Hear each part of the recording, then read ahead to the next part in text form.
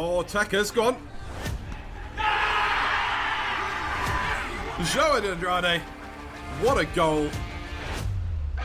I think coming Fernando on the 6-yard line. 99th minute. 9 minutes of injury time, and Gabby has won it for Stretford Paddock. Shot a goal. Oh! Wow! And that is that. Stretford Paddock, first piece of silverware. Tony Downs Memorial Trophy. Hello and welcome to the Stretford Paddock Fans Podcast. My name's Chris. I'm joined this week by Stu. Good evening, everyone. Up the paddock. And we have a guest today. We're joined by the Amateurs manager, Dave Levine. Good evening, everybody. The Amateurs have just finished their season and they've just given the club their first cup final. So this is an episode where we're going to celebrate the highs and lows and the successes of the Amateurs, who, for anyone that doesn't know, our Amateurs are our reserve side. So, Dave, how did you end up managing the Amateurs? So, I ended up becoming manager. Funnily enough, I was an assistant referee at a charity game at FC United, and I was on the line that day, and I bumped into Dave Pritt, who I've known prior to that from going to watch United home and away. And funnily enough, we got talking, and he said, "Are you still coaching?" I said, "Yeah." And he went, "Oh, we're looking for a new manager. Here's Claire. Speak to Claire." Literally, I said, "Hi, Claire." And within about 5 minutes, just before the game kicked off, I'm trying to prepare myself to be the assistant referee. And I was then manager of Stretford Paddock Amateurs before the game a charity game had even kicked off. So it certainly wasn't intended. I was there to be paid as an assistant referee, as I say, and I walked away as the Amateurs manager. Any regrets? Absolutely not. It is probably the most interesting, exciting year that I've had, to be fair, in coaching as well. Oh, wow. Do you still do the, do you call them assistant managers these days, don't you? But, run the line. Do you still do that? Yeah, the assistant referees, yeah. So I still referee. I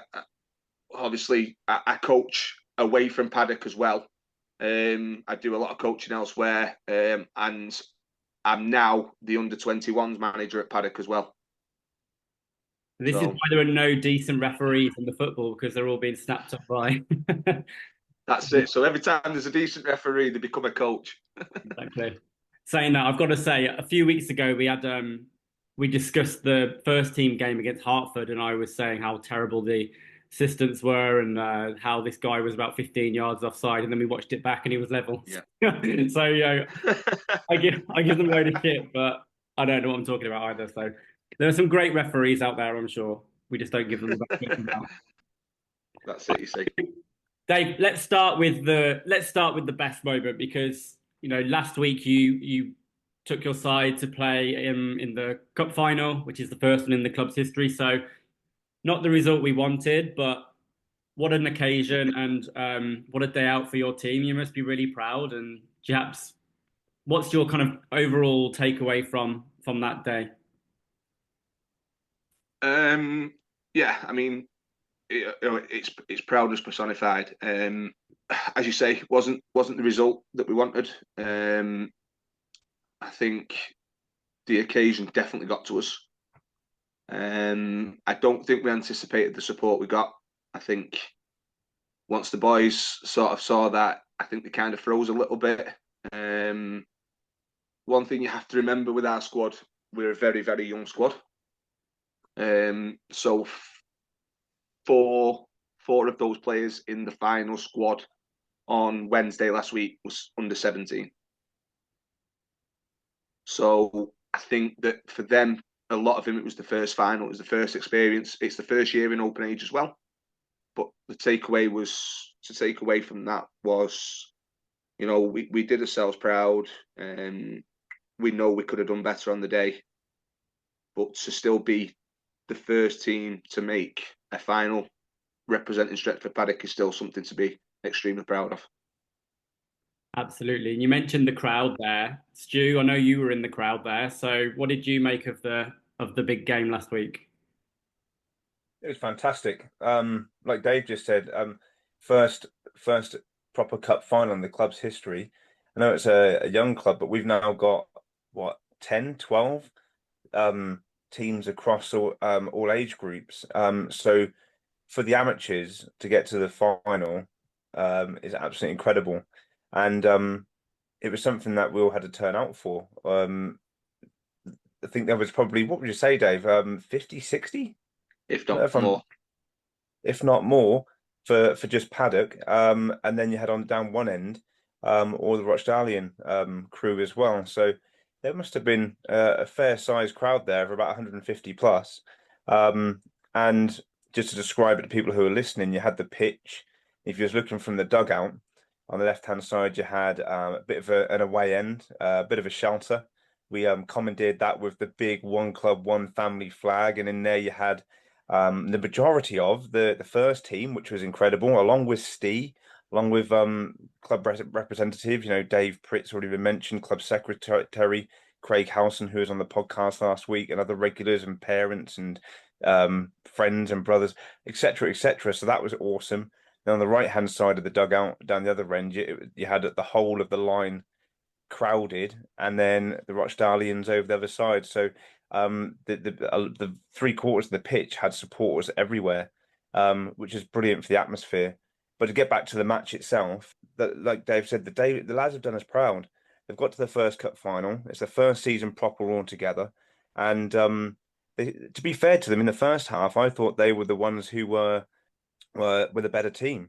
Yes, they went in at half time 1-0 down, but I think they probably had four or five chances spurned, which could have seen them actually in front. And the turning point for me, Dave, I don't know if you'll agree, but I thought Christian's obviously been a bit of a talisman this year with his goal scoring in the league and the cups, and I think he started getting a bit of a limp around about 25 minutes and ended up having to go off.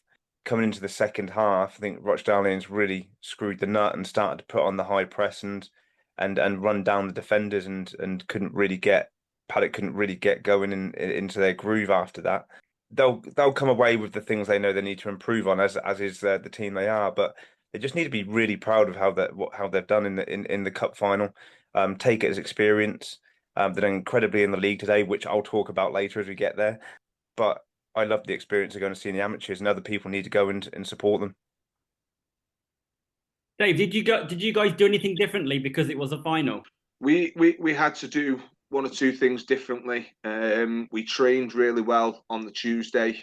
We had different players having to deal with different things on the day. So one of our players was actually, I don't think he'd mind me saying, but one of our players was actually at the funeral of his auntie for the full day.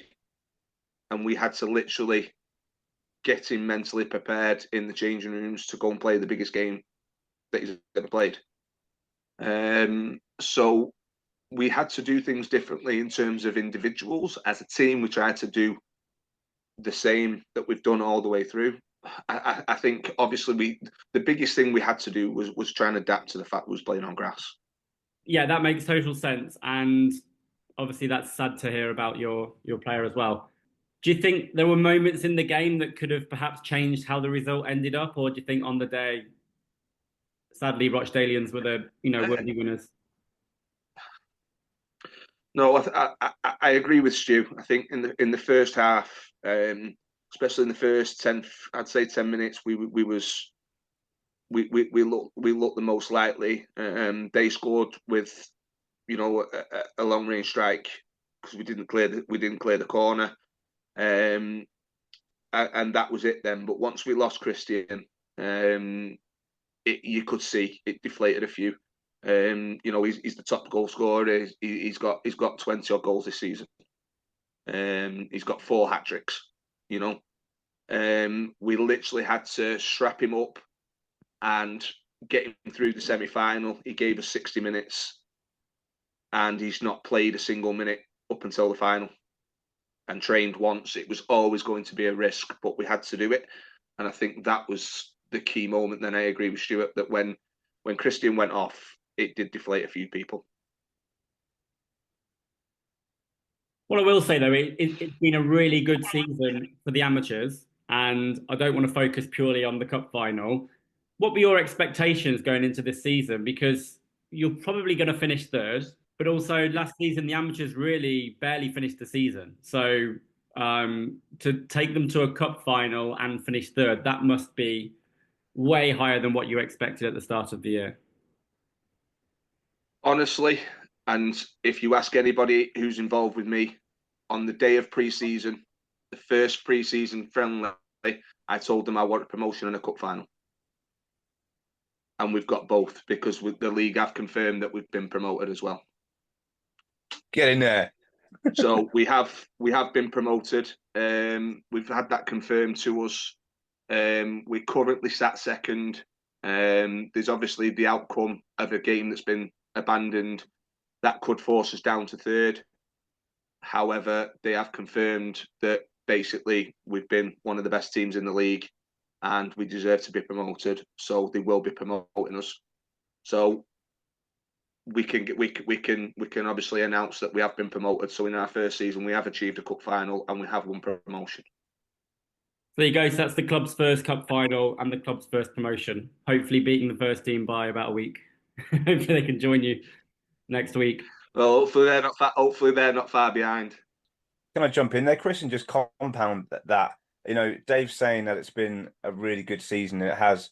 But just to read a few things out, I guess I can pretend that I haven't got a note in my hand with some pen scrawls on it. But just to tell people how good a season it's been for the amateurs. And by the way, when you hear this, I think it just reinforces the fact that we need to change the name from amateurs to something a bit more fitting. But this team are top of the team goals chart in the league with 97 goals. Santos is second with 90. Two players are in the top 10 of goals between Christian and Mohammed, who have got about 32 between them, I think it is. They're second in the league currently with 39 points, 2 points away from the first place Rochdalians, who are, I think, now champions. 90 goals in total scored this year. I think it's 97 actually, but the league have it a little bit different. But we'll go with that. 90 goals in total scored this year. 41 conceded in total. They've dropped just 6 points, 2 losses at home all season, and conceded just 17 at home, but scored 52.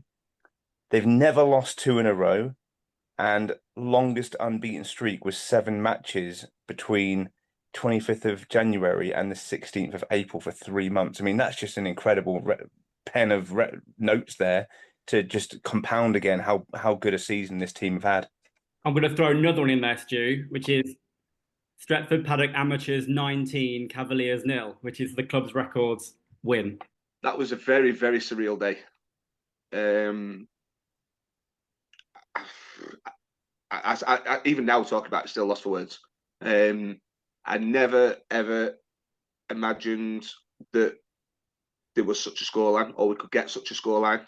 It was just surreal. I mean, I look back on it, and we had a shock. We actually checked the VO last week in a conversation. We had 76 shots in that game. Wow. We scored 19. We had 47 on target out of the 76, and we still scored 19. The keeper just managed. He had a 20-minute period where everything was straight at him, and he just got his hands and his legs to everything. He was like an octopus. I mean, I can't stand here and sit here and say I've ever been involved in a game where one team's had over 70 shots on goal. I mean, politely, that's kind of a waste of everyone's time, isn't it? The result's probably in the bag after about 4 minutes, and then the rest of you are just I think we was, if I remember rightly, and you look at the graphic, we was 7-0 up after 27 minutes. Did you change the way you played at that point, Dave? I mean, not you specifically, like a tactical change, but the likes of Christian and Mohammed must have had their eyes light up a little bit, thinking, "Hang on a minute, I'm going to get double figures here today." Yeah, unfortunately for them, no, because I put my 2 centre backs up front, who then both scored twice. I put my 2 strikers at centre back, I put my goalkeeper as my number 10. And we changed it around. And as I say, we was 13-0 up. I took my keeper out. I put my 2 strikers at centre back and put my 2 centre backs up front. We went and scored another 6. Well, people will be listening to that and thinking, "This is it Saturday team, isn't it? Amateurs." Yeah. Yeah. So what benefit did the team get out of that when you was making those rotations mid game? The main benefit that we took away from it was, as you well know, a centre back's job is to stop the opposition scoring goals and to chip in every now and then with a goal. The fact that 2 centre backs went up front, both scored twice, and was on a hat trick was brilliant for them. You know, the fact that it was just the enjoyment side. You know, you see games like that, and you get to say 5, 6, 7, and you stop celebrating things like that. They didn't do that, and they did it in the right way. They didn't disrespect the opposition. They still showed respect to the opposition, but we was also well aware that the league could come down to goal difference. So it was a case of, unfortunately, these are going to be the team that most teams will put these scores past. And, you know, it's about us trying to make sure that we score as many as possible to give us a chance that if it comes to the end of the season and it's down to goal difference, we're up there. So Just to because we don't have VO for amateurs very often, or the other teams very often, so not many people got to watch this match. But was it a case of the opposition were really bad, or was it the fact that Paddock were just gloriously incredible that day? It's a bit of both. I mean, the opposition that we're talking about, with all due respect, you know, they're not anywhere near the level. The results will show you. They've had a worse result than that we gave them a few weeks ago. They got beat 28-1. I think their league table placing shows minus 113 goals in 14 games. So yes, they're not at that level, but we can only beat who's in front of us, and we had a job to do that day, and we went and did it to the best that we could do it. So I certainly won't dwell on the fact that it's down to the opposition. It'll be my players that get the credit there, because it's not easy to go and stay that disciplined and put in a performance that you should still be very proud of, regardless of the opposition in front of you. So what was the biggest change between taking the Amateurs from a side last season, which had to forfeit games on occasion because they couldn't raise a side, to fast forward to today where they've just played in a cup final and got promoted? Like, how have you got the team from there to here? Well, I think the first thing that we have to remember is it's very much a different team. There's 1 or 2 players that are around. Christian was around at the time where the team folded, and another player who have stayed with us. Most of the players that we've got now have come from the trial or from contacts that obviously I've got myself, etc. So it is very much a different team. But in terms of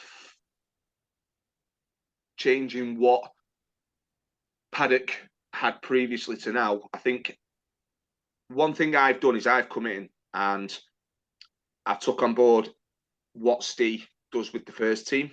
So I've looked at his mantra. I've looked at what Paddock's about. Before I joined, I knew everything about Paddock because, you know, I'm a United fan. I've followed him for years. You know, full-time Devils, etc. Followed all that, so I was always aware. But then when I came in, I spoke to Steve, and you know, I got the mantra of what Paddock are about. So then all I needed to do then was just express myself with the mantra that is Paddock, and basically try and create an environment and something that, you know, Steve had already created with the first team, and that Steve could be proud of in terms of what we're trying to build, and kind of go from there, really. Once you sort of create that environment that everybody wants to be part of, usually the results will take care of themselves. If the players are happy, the players are enjoying themselves, training's good, training's committed, competitive, it's fun, and you've got that stable environment, the results can take care of themselves. So you mentioned Steve in the first team. Like, how closely aligned Yeah. are you? Because I know Sam Walker, for example, one of your key players, has played for the first team this year. I think Vic's played a few games for like both sides. Like, Yeah. how does that link up work? Are you constantly talking to Steve in the week, letting him know who's playing well, who's available, who could step up, or is Steve saying to you, "Oh, both my left backs are injured. I need somebody"? Yeah. I mean, we speak, we talk at training, and he'll message or he'll contact me if he wants to know anything in terms of player development or his squad's maybe short 1 week or etc., or vice versa. I've had the pleasure of Mike Taylor being in my centre mid 4 times this year. And by the way, he scored a couple of worldies for us as well. So I can only say thank you to Mike and thank you to Steve for that, because obviously I've had the pleasure of coaching. I've had the pleasure of coaching Mike. So I'm not going to sit here and say we're on the phone 24 hours a day, because that's not the case. We talk when we need to talk. We conversate about things that we need to conversate over. He's asked me about certain players.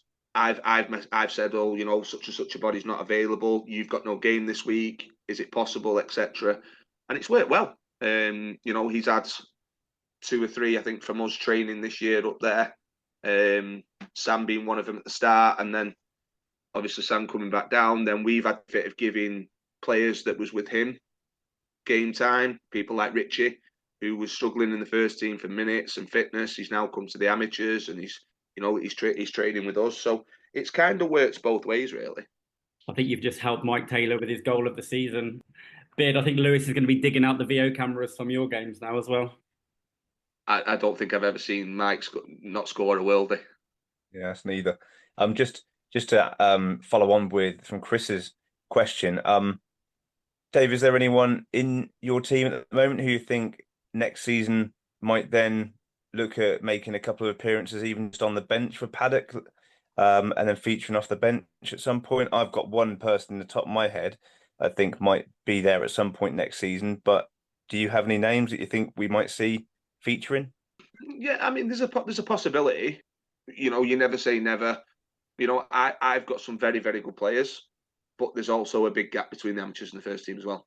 I'm not going to sit here and say we're on their level, because that wouldn't be right.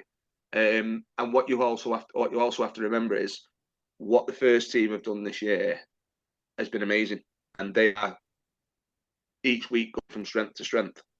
I can sit here and say I've got this player.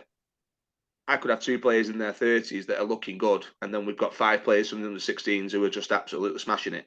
So these 2 30-year-olds might have to take a back seat because of the younger ones. So it's one of them. You never know. I think that there's players that could benefit or would get better in terms of the higher up they go and the better players around them. But also that would just come down to, as the first team's promotion, etc. I think if they obviously get promoted, then players that they're going to want to bring in are going to be of a real standard. So I don't know, maybe. Going to give another shout out because I completely forgot to mention Jalal, of course, who stepped up a few times from the amateurs to fill in for Florin in the first team, and he's never really let us down. So yeah, I forgot him before. So shout out Jalal if you're listening. Hopefully, most of the amateurs listen to this episode as it's dedicated to them. I want to talk to you about the highlights, Dave. Taking aside the 19-0 win, taking aside the cup final, like what would be your highlight of this season? What we've achieved on the field is obviously massive. As Stu was reading out before, different stats. They're really good. They're a base. There's something to be proud of. But I think creating such a strong group off the pitch, such a close group off the pitch, has been one of the biggest things for me. I said it to Claire the other day when I sent a message to Claire to pass into the first team group to say thank you for coming down to the final. I put on the message, we're not just a squad, we're a family.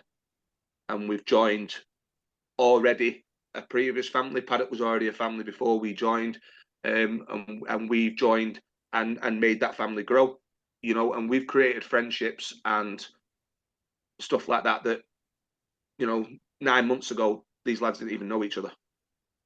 And, you know, we've now got people that are best friends. So I think that for me is one of the biggest highlights. You know, I can talk about Chris scoring a free kick from 40 yards in the top corner. You know, I can talk about all sorts of different things, but having a group that's so close together is the biggest thing for me. So what are your ambitions for next season? So we've learned in the last half an hour that you're getting promoted, so that's really good news. So you're going to be moving up. You're probably going to be playing the likes of Rochdale and Santos again next year, plus some tougher opponents. Have you even thought about next season yet? So next season starts tomorrow at training. So they literally will start their pre-season tomorrow. They will have a break further in the summer. But I sat them down at the end of the league game on Saturday and I said, next year we will get promoted and we will win the cup final. I like your confidence, Dave, and I really hope you get there. And I think by the sounds of it, you've got a really nice, like, close group of lads that are all pulling together in the same direction. So another year under their belt, and I'm sure they're going to be up there challenging again. Yeah, most definitely. You know, one or two lads that have been with us, unfortunately, we can't carry on next year for different reasons. We're such a young group, so a lot of them are here for uni, etc. So one or two are moving on because they're moving university, so they're not going to be in the area. So that's unfortunate. But then since last week, we've got 5 or 6 new players coming down to train tomorrow. 2 or 3, you know, are supposed to be really good. So let's see. The core and the majority will be together, but we'll lose 1 or 2, and we'll gain some more as we go along. We'll be running a trial. Not sure of the date yet. I know it's after the awards evening.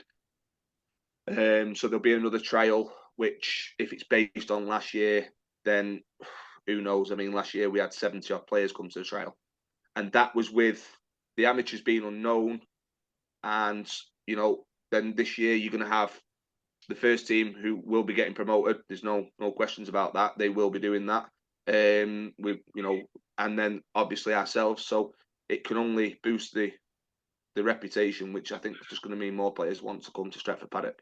Stu, do you have any final questions for Dave before we wrap up this amateur-focused podcast? Nothing from me. I think my final closing comments is there's 2.